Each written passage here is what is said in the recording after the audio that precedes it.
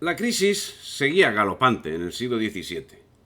Aragón, Navarra, Andalucía, la Galicia interior, el sur de Álava, se llevaron la peor parte de la misma. Por doquier se escuchaban lamentos de los que no cobraban, como de los que se veían obligados a pagar, siendo angustiosos los de los mareantes, arruinados, armadores y asentistas de navíos, que hacían llegar a la corte en reclamación del cumplimiento de obligaciones contraídas. Los de la Universidad y Consulado de Sevilla tenían resuelto cesar en el despacho de las flotas. No querían cargar si no les aseguraban que les tomaban el dinero, las barras de oro y de plata, y que les habían de dar y pagar lo que les debían y les habían tomado en otras flotas anteriores. Financiado tantas veces y derogado en tantas promesas y palabras encadenadas, cédulas y firmas reales. Porque si con lo que habían de cargar se lo habían tomado, ¿con qué dinero podían seguir trabajando? Algún respiro permitía seguir adelante. Los precios permanecieron estables en los años de 1611 a 1620 con una ligera tendencia al alza. Esta estabilidad fue perturbada por la ingente acuñación de vellón, que el vellón no era sino una moneda de mucho menor valor, ¿no? Una moneda envilecida, era de cobre. En vez de ser de oro o de plata, lo habían utilizado el cobre.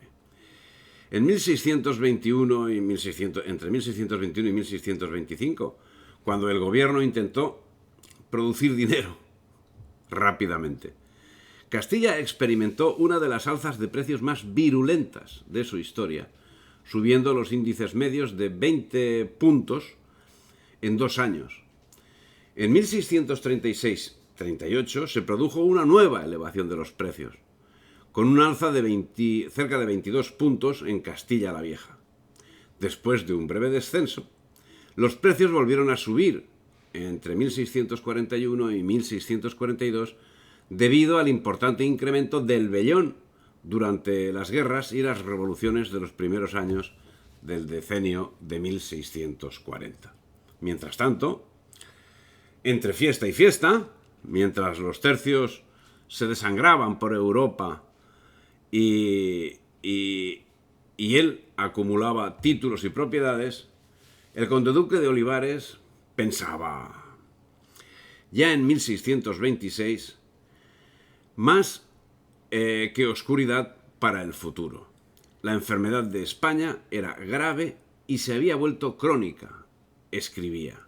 Se había perdido su prestigio, su tesoro, que era la base de la autoridad, estaba totalmente exhausto y sus ministros estaban acostumbrados a no actuar o a actuar lenta e ineficazmente.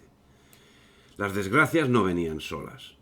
En el invierno y primavera de 1626 cayó tal cantidad de agua y de nieve que se salieron todos los ríos de Madre, inundaron y estragaron los campos y las ciudades, derribaron casas y se llevaron por delante la vida de gentes y la vida de ganados. Se contaba que la subida del Tormes destruyó 500 casas y 12 iglesias, y que el Guadalquivir, cuya crecida duró 40 días, arruinó hasta 3.000 casas y llevó tras de sí multitud de ganados y de personas. Bueno, a todo esto le siguió el hambre y las enfermedades ocasionadas por la infección provocada por esa inundación, por las aguas corrompidas de los pantanos. Otra calamidad semejante afligió a la población en el año 1629 en Granada. Y mientras allí un terremoto devoraba la ciudad, devoraba todo lo existente, la corte de Madrid celebraba unas lujosas mascaradas, unas maravillosas fiestas, en honor del bautizo que había recibido el príncipe Baltasar Carlos y la salida pública de la reina a misa. En 1630, un voraz incendio consumió más de 120 casas de San Sebastián, y el 7 de julio de 1631 ocurrió el famosísimo incendio de la Plaza Mayor de Madrid, que duró más de 3 días y que redujo a cenizas la manzana de casas que corresponde a la calle de Toledo y a la Imperial. El espectáculo era tan horroroso que se hizo llevar el Santísimo de las 3 parroquias contiguas, Santa Cruz, San Ginés y San Miguel, y todas las imágenes de Nuestra Señora que había en la corte. En los balcones de las casas se hacían frente al fuego, se construyeron altares donde se celebraron muchas misas. En fin, la situación era de auténtico pavor. Las deudas públicas eran tan grandes que el Tesoro de Indias era absorbido prácticamente en su totalidad por las deudas previamente contraídas por el rey, quedándose como consecuencia los particulares sin recibir lo que tenían comprometido. Tal ocurrió con la escuadra de galeones llegada a Sevilla el año 1632, cuyo espléndido importe fue absorbido enteramente por los usureros de la Casa Real. Pero hasta esa fuente se empezó a secar, pues la importación americana, que en el quinquenio de 1631 a 1635 alcanzó la cifra de 35.184.892 pesos, cifra que es la máxima de todas las exportaciones de América, descendió hasta 13.763.802 pesos en el quinquenio que va de 1641 a 1645, último del gobierno de Olivares, para seguir su declive hasta los 3.361.115 en el quinquenio 1656 a 1660, periodo en el que alcanzó su nivel mínimo, para extinguirse posteriormente. Por si fuera poco, la ascensión al trono inglés de Carlos I provocó la reanudación de hostilidades entre España e Inglaterra. En 1625 una flota inglesa llevó a cabo un ataque fallido contra Cádiz, pero ese fracaso simbolizó la obtención por parte de Holanda de un nuevo aliado contra la monarquía y el impedimento de establecer relaciones marítimas con Europa por el Cantábrico.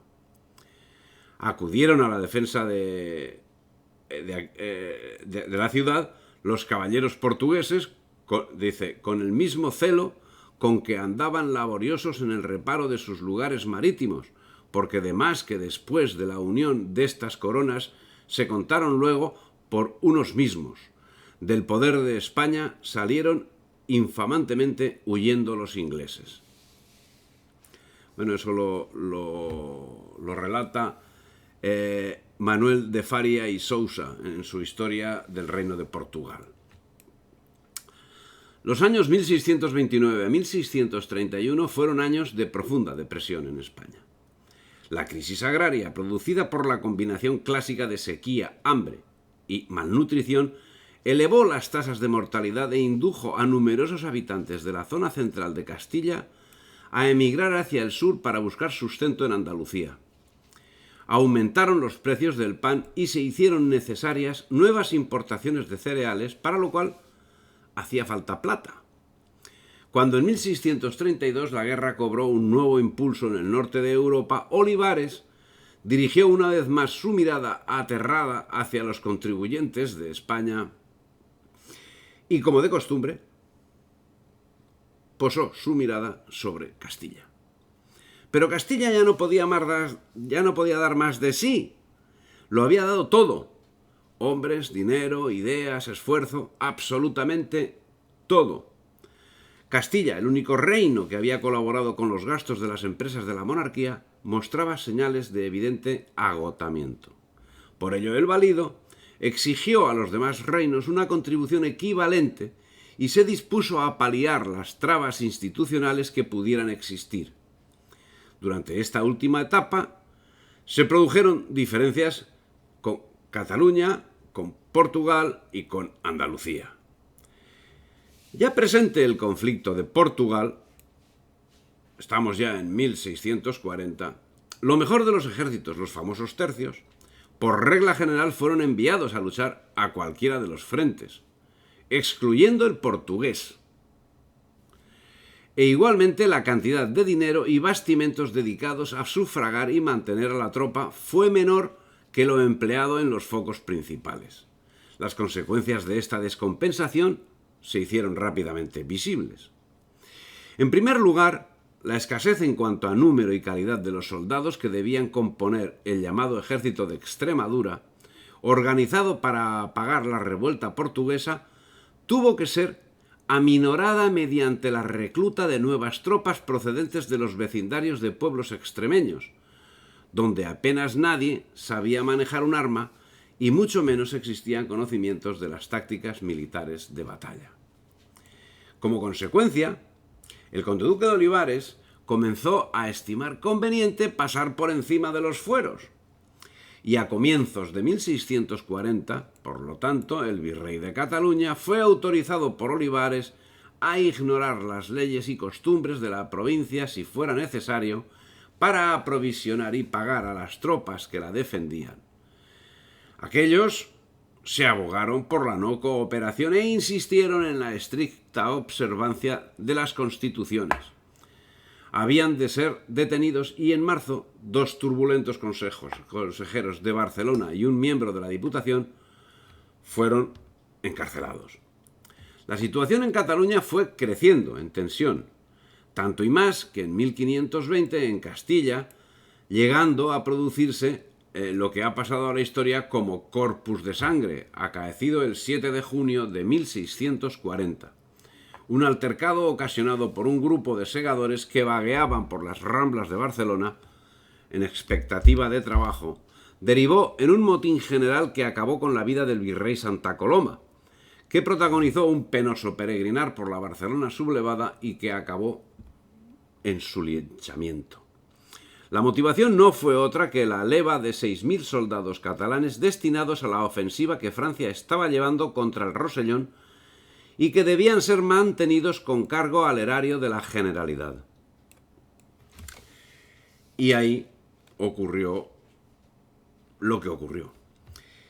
Si te ha gustado el vídeo, dale me gusta, difunde y suscríbete al canal.